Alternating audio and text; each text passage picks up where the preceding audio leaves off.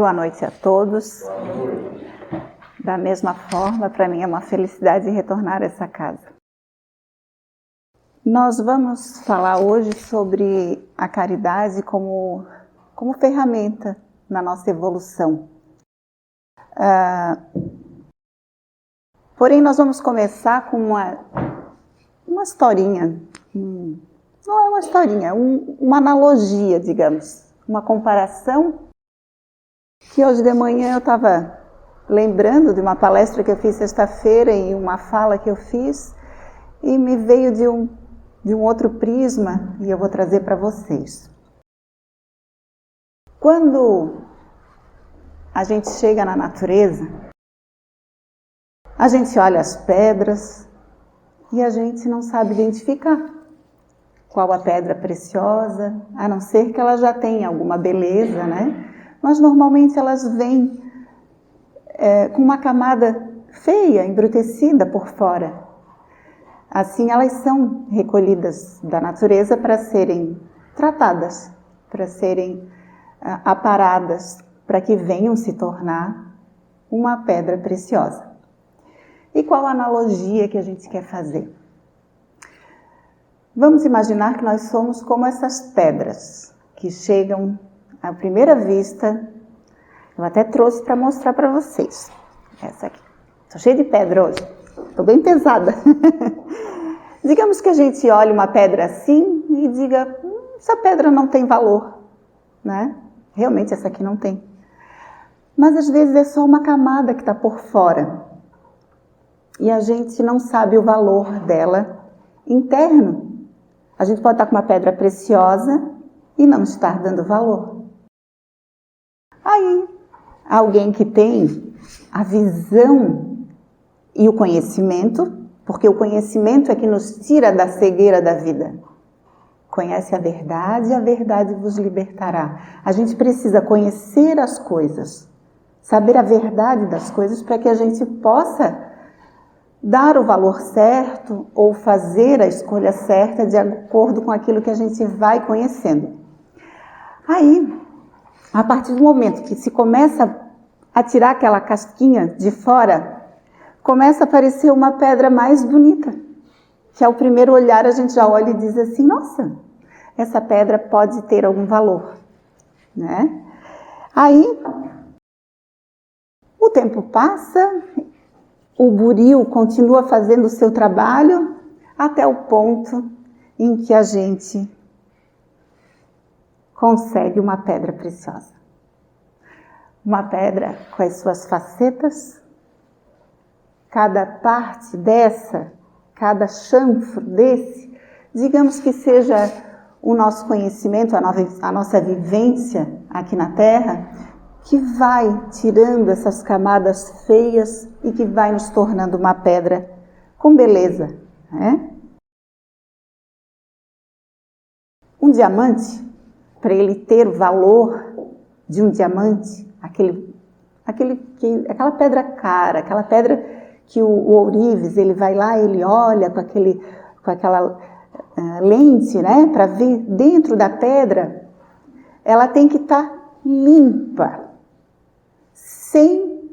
a gente chama de jaça, são pequenos granulozinhos de carvão que ficam dentro dessa pedra. Quando a pedra tem esses carvãozinhos dentro, elas perdem o seu valor monetário, lógico. E o que tem isso a ver com a caridade? O que tem isso a ver conosco? Nós, a cada ida e vinda, nós vamos deixando para trás um pouco dessa casca, um pouco dessa parte feia que nos embrutece, que é áspera, que às vezes fere, porque quando a gente anda descalço na rua, a gente machuca o pé se a pedra tiver pontas. Nós somos assim. Às vezes a gente fere, às vezes a gente machuca. E à medida que essa nossa vivência de ida e vinda, ela vai nos burilando, nos tornando pedras cada vez mais preciosas. E Deus, na figura de Jesus Cristo, que foi o nosso grande exemplo, ele tinha a capacidade de olhar e enxergar o nosso interior. Olhar essa pedra bruta e enxergar a potência de uma pedra preciosa. Nós não temos essa capacidade. Às vezes a gente olha e leva em consideração aquilo que a gente está vendo pelo fator externo, aquilo que os olhos da matéria enxergam. Jesus escolheu 12 apóstolos. João ficou com ele até o final. Os outros deram no pé, ficaram com medo. No momento crucial da crucificação, ficou uma cacofonia. No momento da crucificação, eles abandonaram por medo, por falta de conhecimento, por falta de fé, talvez.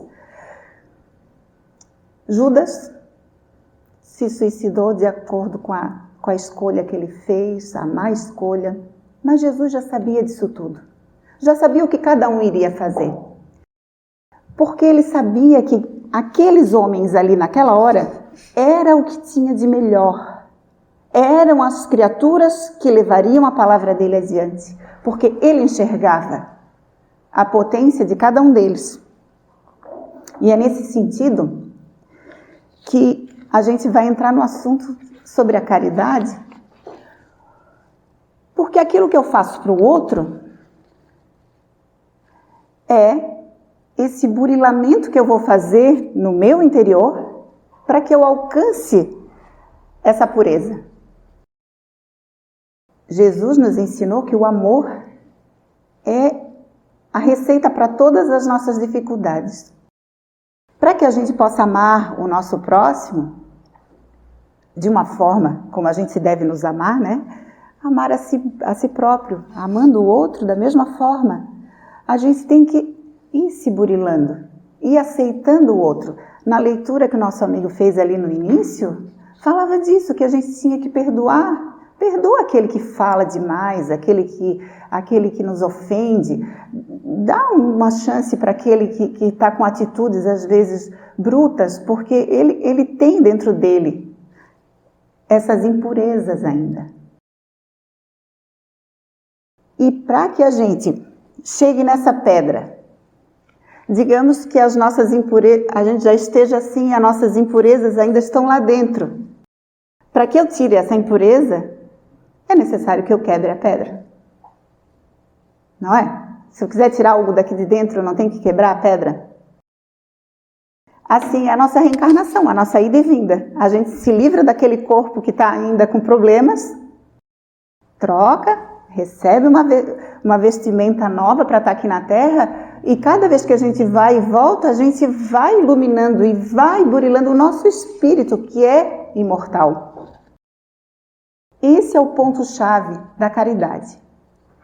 Lembrar que através do trabalho que eu faço com o outro, porque quando a gente fala da caridade, a gente sempre ouve falar daquilo que eu posso fazer pelo outro, da mão que eu posso estender, da fome que eu posso matar, do olhar, do carinho, aquela caridade que vai além do material.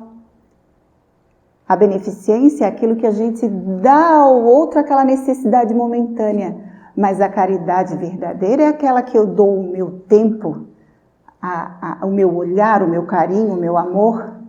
Essa caridade está ao alcance de todos nós. E é nesse exercício que eu vou melhorando, que eu vou me iluminando. Porque eu tenho que, às vezes, engolir alguns sapos por aquele que eu amo. Às vezes eu tenho que ter tolerância. E à medida que eu vou tendo tolerância, eu vou cultivando uma coisa que é muito essencial para que a gente dê certo, que é a paz interior. Não existe criatura no mundo que vá conseguir ir adiante sem ter a paz interior. Quando a gente procura o centro espírita, vou dar o exemplo do centro espírita porque é a nossa casa, é aquilo que a gente faz, é onde a gente procura, né? Quando a dor bate na nossa porta, a gente vem porque É por causa do problema que está nos assolando, que está nos tomando conta? Não. É principalmente pela paz do espírito que a gente perde. Porque até mesmo a doença, quando a pessoa tem fé e ela acredita numa cura, ou ela sabe, ela cria forças, ela consegue continuar feliz, continuar alegre. Óbvio que vai ter altos e baixos, a gente sabe disso, isso aí a gente tem diariamente. Mas quando o problema bate na nossa porta e a gente tem fé, e a gente tem Jesus dentro da gente, a gente tem aquele desequilíbrio, mas a gente retoma. Nós retomamos o nosso equilíbrio. E quando a gente perde isso, é o que nos faz procurar ajuda, seja ajuda tanto na matéria de um psiquiatra, de um psicólogo, de uma conversa, de um amigo, de um ouvido fraterno que possa nos ouvir para que a gente volte a ter a paz interior. E é educando e evoluindo e se melhorando é que a gente vai conseguindo manter por mais tempo essa paz interior. E a caridade, que é citada no Evangelho, no Livro dos Espíritos, é citada como o caminho para a nossa evolução moral. É o único caminho para a nossa evolução moral. Nós não nascemos para vivermos sozinhos. Vendo, a Uri está trazendo para as casas a palestra sobre a nossa lei de sociedade. E lá diz que nós precisamos do outro. Se fosse assim, Deus não nos daria a faculdade da fala, da conversa. Que necessidade teria? Teríamos uma boquinha bem pequenininha para falar pouco, né? Não, Ele nos dá a faculdade de falarmos. Nós não sabemos fazer tudo. A gente necessita do outro. Eu não sei a faculdade de um doutor, de um médico, então eu preciso de um médico quando eu estou doente. Eu preciso de um arquiteto para fazer uma casa. Eu preciso do pedreiro que levante as paredes. Então a gente está sempre precisando um do outro. E é nesse caminhar, nessa convivência, que a gente vai se burilando. Porque a gente vai vendo que o outro entende, às vezes, um pouco mais do que a gente, às vezes um pouco menos. Às vezes a gente tem que ter mais paciência, às vezes a gente se surpreende com o outro. E Cáritas, numa fala, numa psicografia de Márcio Ori, ela diz assim: chamo-me caridade, sou a única via de acesso à verdadeira felicidade. Por isso venho vos convidar a participar da grande festa dos anjos através do desprendimento de si próprios, porque a lágrima do outro é a nossa própria dificuldade, é a nossa própria, e a dificuldade do outro é o nosso grande desafio. Por que é o caminho da felicidade? Todas as vezes que eu me dedico aqui na Terra, que eu ainda tenho essas pedrinhas, essas dificuldades, eu me mantenho com elas, mas eu posso me melhorar. Eu necessito da ida e vinda para que eu me desprenda desse defeito? Sim. E é nessa ida e vinda que a gente começa a colher os louros da nossa dedicação. Porque Jesus, quando prometeu um lugar de muita paz, uma terra abençoada, não era aqui na terra. Nenhuma fala dele é para a nossa vida aqui na terra. Nenhuma. A gente passa dificuldade aqui, vivencia fica com aquela dificuldade, às vezes até uma doença física, né? Alguém que nasce com um problema no andar, sei lá, um defeito físico, uma falta de audição, uma cegueira, e a pessoa convive com aquilo a vida toda, supera aquela dificuldade, porque ele aprende a conviver com aquela dificuldade, e aí depois ele vai colher quando? retorna. Quando a gente retorna, que chega lá, é que a gente vê, nossa, eu me esforcei tanto e eu alcancei. O Chico diz que a caridade é um exercício espiritual. Quem pratica o bem coloca em movimento as forças da alma. A gente necessita colocar essas nossas forças em movimento do bem. Porque só fazendo bem nós vamos conquistar essa paz. Por que Jesus não se ofendia? Por que ele disse lá na cruz, perdoa, Pai, porque eles não sabem o que fazem? Porque ele tinha noção de que eles não sabiam o que estavam fazendo. E que aquele que não sabe o que faz é um cego, é um doente, é uma criatura com problemas, que precisa de cuidados, que precisa de afeto, que precisa de carinho, para que ele futuramente venha a compreender o que fez, que venha a refazer o seu trajeto, e aí sim, chegar do outro lado e dizer assim, eu venci todos os meus defeitos, todos os meus erros. No Evangelho, Adolfo, bispo de Argel, ele diz assim que a caridade, palavra sublime que resume todas as virtudes. Pensa, se queremos ter virtudes, porque às vezes a gente está aqui na Terra, a gente quer ter títulos, ter casa, ter carro, ter coisas assim que no momento nos satisfaz. Mas se a gente quer investir em algo que não seja aqui na Terra, porque isso tudo fica aqui. Os títulos ficam aqui, os bens materiais ficam aqui, tudo fica aqui. Agora as virtudes, essas nos acompanham para sempre. Tudo aquilo que a gente conquista moralmente nos acompanha para sempre. Tu deves conduzir os povos à felicidade. A caridade, né? Deve conduzir os povos à felicidade. Em te praticando, eles criarão para si alegrias infinitas para o futuro. E esse futuro, quando no Evangelho fala, não é o futuro aqui. E durante seu exílio sobre a terra, tu lhe serás consolado. Tu lhe serás a consolação. Quando a gente faz a caridade, seremos a consolação para o outro. Porque nós necessitamos de força aqui. O antegozo das alegrias que gozarão mais tarde, quando se abraçarão todos juntos no seio de Deus de amor. Então, a gente é o bem para o outro, nesse momento em que a gente faz a caridade, porque a gente acaba esquecendo das nossas dores. Quando se faz a caridade, a gente esquece que está com um problema lá em casa. A gente se envolve com o problema do outro.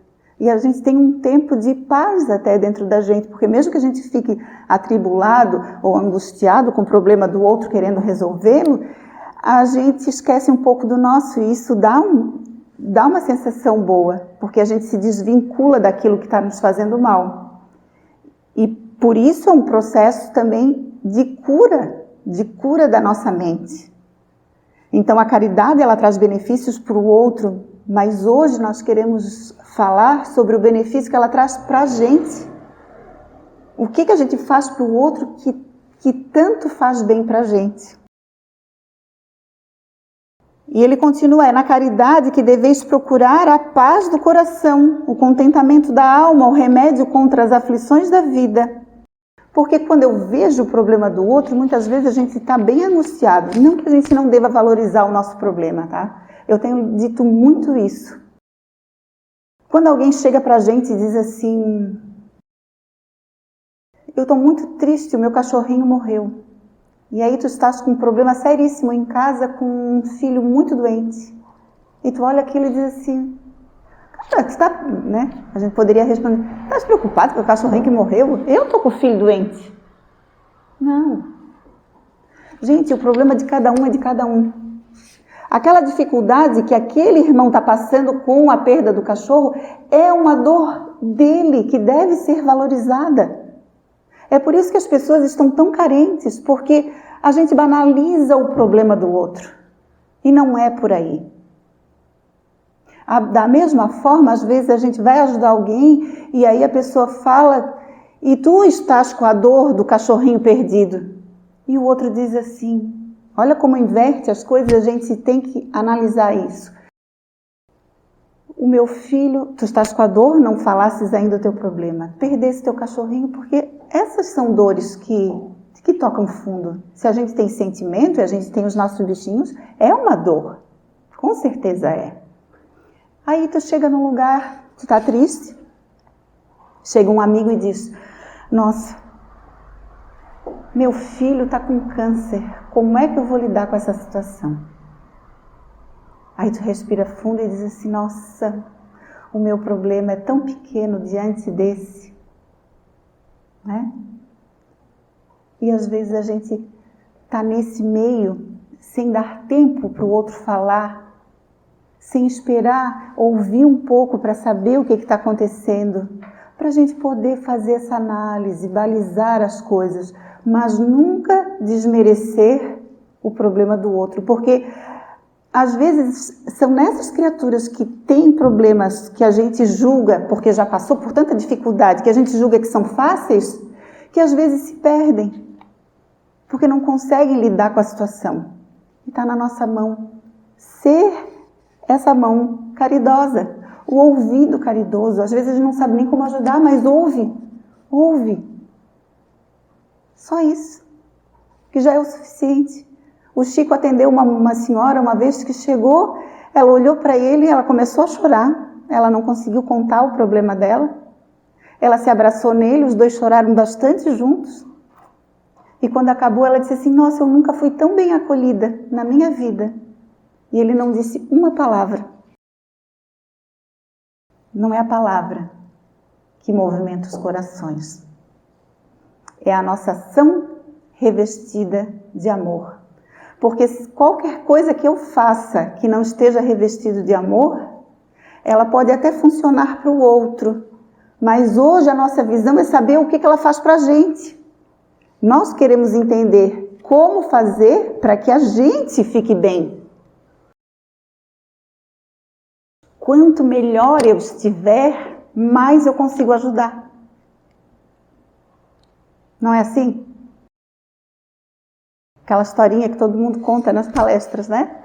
No avião, se vai acontecer uma turbulência, as máscaras cairão sobre suas cabeças. Primeiro coloque em você, depois ajude quem está do lado.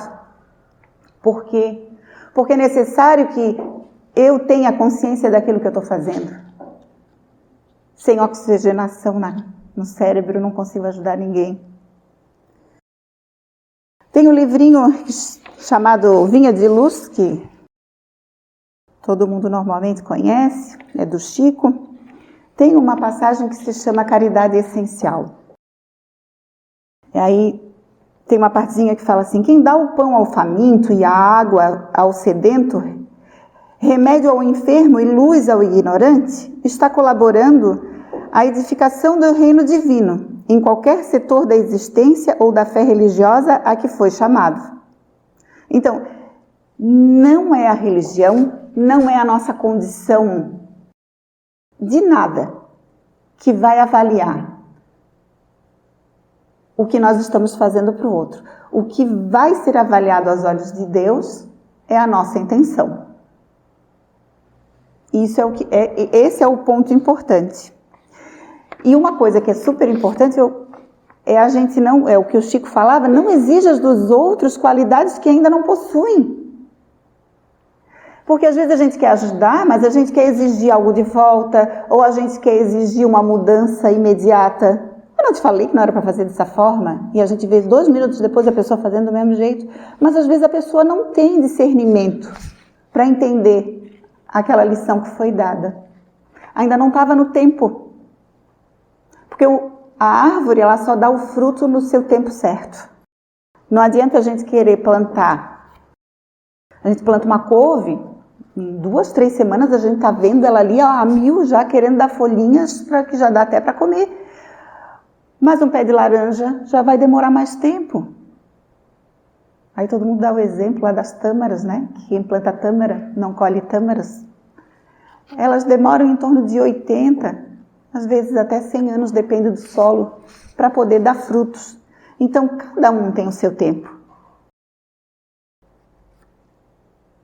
E se o outro não pode dar, e se eu tenho consciência, eu dou, sem esperar nada em troca. Porque o retorno, a gente já aprendeu que não é daqui. Às vezes a gente tem um retorno aqui, com certeza, a gente tem. Meu Deus é tão misericordioso que é o tempo inteiro fazendo coisas boas pra gente. Mas esse retorno real é quando a gente voltar. É dizer assim, missão cumprida. Né? É dizer, olhar para trás e dizer assim, poxa, de tanta coisa que eu fiz a lista lá para me melhorar, pelo menos boa parte eu consegui. É assim que a gente tem que voltar. E é assim que vem a recompensa. Desse mesmo livro continua: ninguém pode assistir a outrem com eficiência se não procurou a edificação em si mesmo. Ninguém medicará com proveito se não adquiriu o espírito de boa vontade para com os que necessitam. E ninguém ensinará com segurança se não possui a seu favor os atos de amor ao próximo, no que se refere à compreensão e ao auxílio fraternais. É o que eu digo, às vezes a pessoa pode não ter tanto conhecimento científico, né? Mas é possuidor de um lado moral muito grande. Então, às vezes, com palavrinhas simples, com um ato generoso, com um estender de mão, a pessoa atinge muito mais do que aquele outro que fala com palavras difíceis, que é conhecedor da ciência, porque não está revestido desse sentimento do amor. É o sentimento do amor que movimenta. Quando a gente faz atendimento aos espíritos, a gente não consegue enganar. A gente pode chegar e falar muito bonito. E aí eles vão dizer assim, mas tu não ages dessa forma. Porque o nosso pensamento, a nossa energia, ela tem cor, tem cheiro, tem luminosidade. E pelo lado espiritual dá para ver tudo isso. Aqui a gente disfarça bem. A gente escova o cabelo, né? A gente vem bonitinho, passa um perfuminho, vem cheirosa. Será que lá por dentro eu sou assim? Quanto eu tenho ainda de impurezas no meu íntimo? É preciso nos amarmos com caridade, com cuidado, conhecermos nossas limitações. Esse é o sentido da caridade essencial.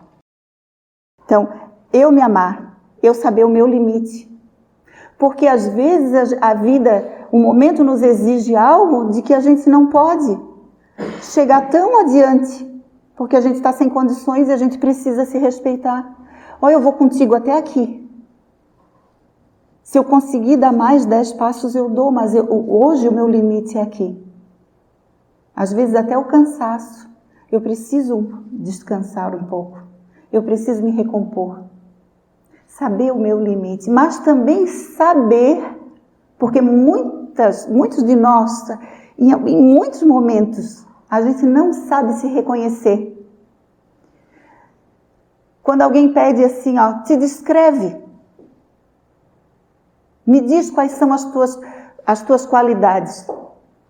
A gente fica sem saber o que dizer. A gente fica sem saber o que dizer. O que eu vou dizer que eu sou? Porque às vezes a gente não sabe dar valor àquilo que a gente faz. E a gente precisa sim. A gente precisa ter autoestima. Gostar de si. Se olhar no espelho, olhar e dizer assim, tu podes, tu vais conseguir, tu vais alcançar porque tu és poderosa ou tu és poderoso. Porque nós temos que nos incentivar. Se eu não faço isso comigo, quem vai fazer? Às vezes a vida nos proporciona pessoas que fazem isso com a gente, mas às vezes não, e a gente precisa ter essa autoestima, saber o nosso limite. Então, edificarmos sempre de dentro para fora, lembrando dessas impurezas que estão lá dentro, não disso que eu mostro, porque muitas vezes o que eu mostro para o outro não é o que eu sou lá por dentro. E cada um sabe como que é. né? A gente sabe do que a gente é capaz, do que a gente não é capaz.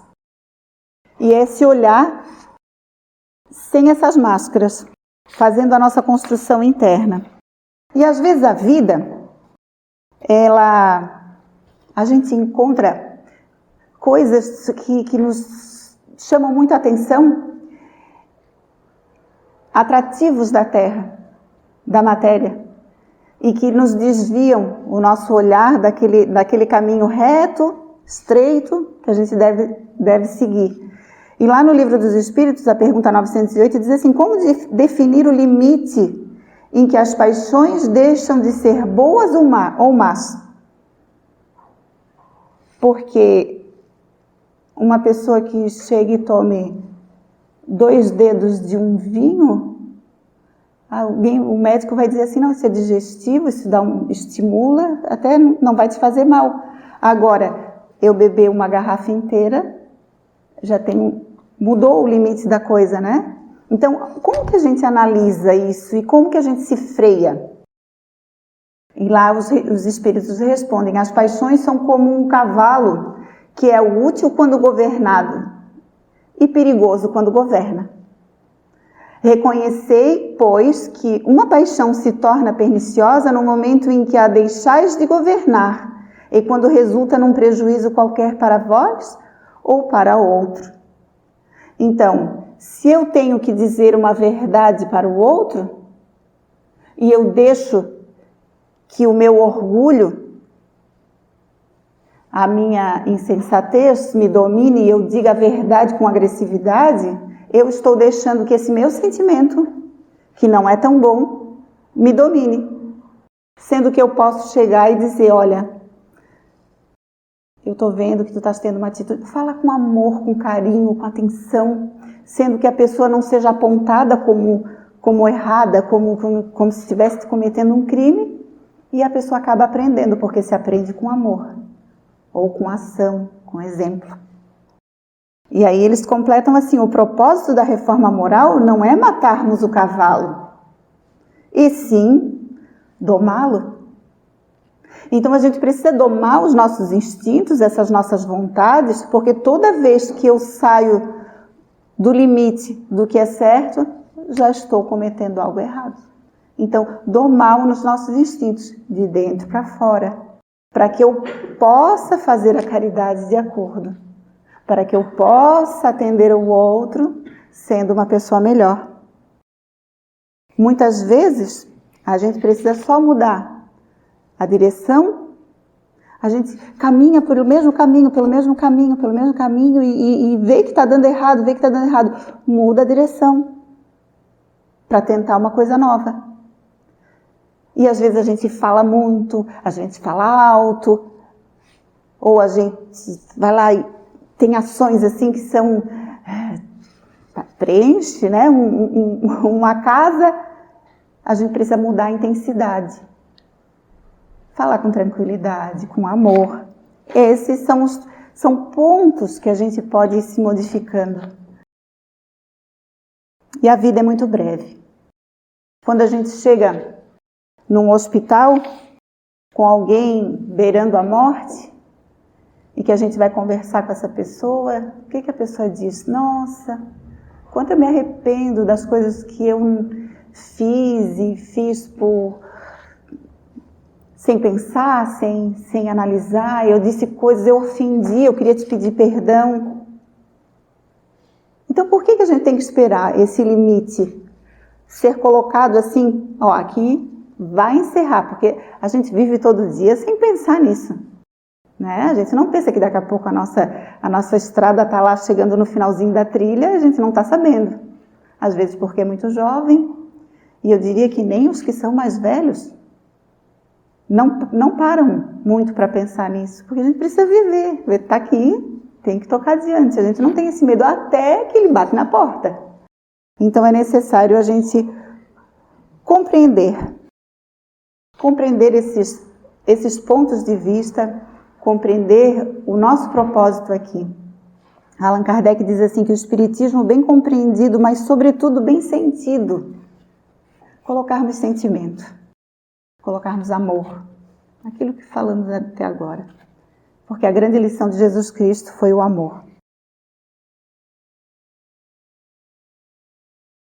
E nesse livrinho que eu estava citando, do Vinha de Luz, lá no finalzinho diz assim, estava falando sobre edificarmos o nosso mundo interior, né? E diz assim, sem esta, poderemos levar a efeito grandes serviços externos, alcançar intercessões valiosas em nosso benefício, espalhar notáveis obras de pedra, mas dentro de nós mesmos, nos instantes de supremo testemunho de fé, estaremos vazios e desolados, na condição de mendigos de luz. Isso me toca profundamente. Porque, às vezes, a nossa ação ela pode ser boa para o outro. A gente movimenta o outro com a nossa boa ação. Mas se eu não tenho esse olhar caridoso para comigo, de entender que eu preciso mudar de atitude, eu posso chegar no final da minha vida, na hora extrema de eu passar lá para o outro lado e eu perceber que eu estou um verdadeiro mendigo de luz. O livro Voltei tem um personagem, né, o Jacó, ele tem outro nome, mas é o nome que usaram fictício para o livro. Ele foi presidente da Federação Brasileira. E ele, quando partiu e chegou do outro lado, ele achava que tudo que ele tinha feito tinha sido muito bom. Mas ele percebeu que ele fez bem para os outros. Ele não fez bem para ele. Ele não modificou esses instintos internos dele. E aí, com a dor de se perceber assim, é que ele foi modificando. Obviamente, ele tinha os méritos dele. Foi atendido por Bezerra de Menezes, né? Então tinha os seus méritos, mas não tinha luz. Leia um livro. O livro ele tem um ensinamento magnífico nesse sentido da nossa reforma íntima, do quanto a gente tem que se olhar. Olhar para o nosso interior, porque a gente gosta muito de apontar nossa, a palestra de hoje era perfeita para fulano ou para fulana, né? Para não sei quem. Sem olhar que tudo que se fala aqui é bom para cada um de nós. É ensinamento para cada um de nós. Parar de olhar para o que o outro precisa e olhar mais para o que eu preciso. Jesus é o nosso modelo e o nosso guia. E eu escutei essa semana que modelo se copia, guia se segue. Então essa é a receita de escolhermos as atitudes certas. E para finalizarmos, uma frase que é do livro Mensageiros, que eu indico que leiam. Quem não leu, leia. Quem já leu, releia, porque vamos ter o filme, né, para a gente ver o filme entendendo, lembrando do que aconteceu. E lá no capítulo 33 diz assim, ó, todo aquele que opere e coopere de espírito voltado para Deus, poderá aguardar sempre o melhor. Não é promessa de amizade, é lei. Tudo aquilo que eu fizer de bom vai retornar para mim. Cada um faz por si. A nossa evolução, ela é coletiva, sim, mas principalmente individual. Vamos entrar nesse período de regeneração quanto antes. Não esperem que o mundo se modifique. Vai demorar ainda para que a gente alcance. Mas eu posso buscar a regeneração dentro de mim, que é o primeiro passo a ser dado.